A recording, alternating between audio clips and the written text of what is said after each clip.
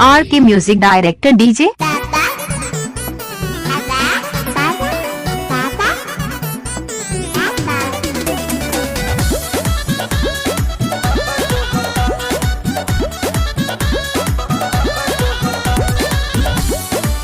आर के डीजे गाना म्यूजिक विश्वंभरपुर।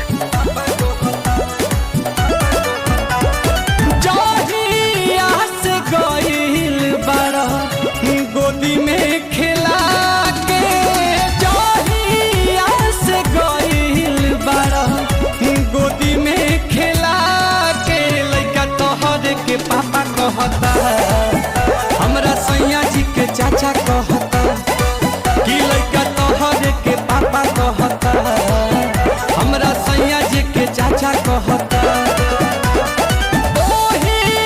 आर के म्यूजिक डायरेक्टर रोवता चिल्ला के ओही दिन से खोजताते रोवता चिल्ला के सोझा सा बकाई साफा कहता लइका तोहर के पापा कहता कि हमरा सैया जी के चाचा कहता कि लइका तोहर के पापा कहता।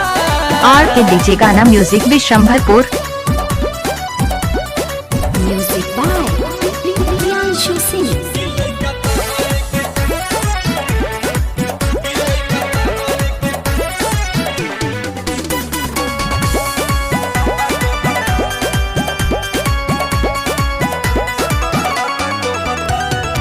केतनो मनाई दूध पीली धराई तनिको नाही चुपाला हो सासु ननद गोतिन देवर के छोड़ा सैया के कोहरा न जाला हो।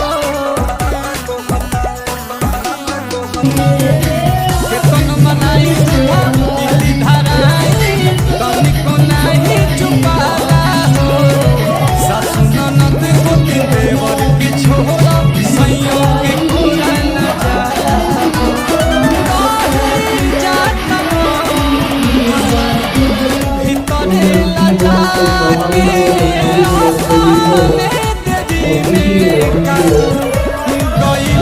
सिखा के खाए के गोलगप्पा कहता आर के म्यूजिक पापा कहता कि हमरा सैया जी के चाचा कहता लइका तोहर के पापा कहता।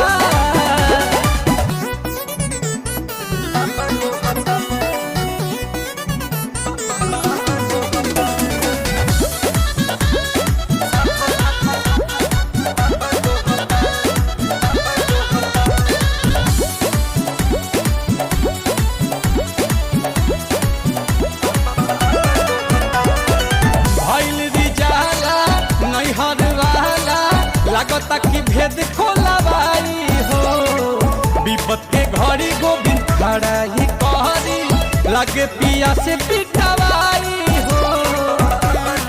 आर के म्यूजिक डायरेक्टर डीजे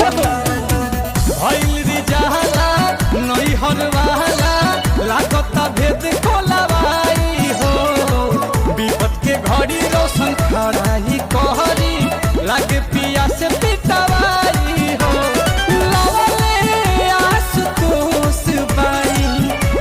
गजबे के धान सोना पे पताई जाला नीलकमल के गाना हमरा इज्जत पर छापा रहता लइका तोहर के पापा कहता कि सोझा सा बकाई साफा कहता लइका तोहर के पापा कहता ओही दिन से खोजताते रोवता चिल्ला के ओही दिन से खोजताते रोवता चिल्ला के सोझा सा बकाई साफा कहता लइका तोहर के पापा कहता। आर के डीजे गाना म्यूजिक विश्वंभरपुर। जी के चाचा कहता आर के डीजे गाना म्यूजिक विश्वंभरपुर। आर के डीजे गाना म्यूजिक विश्वंभरपुर।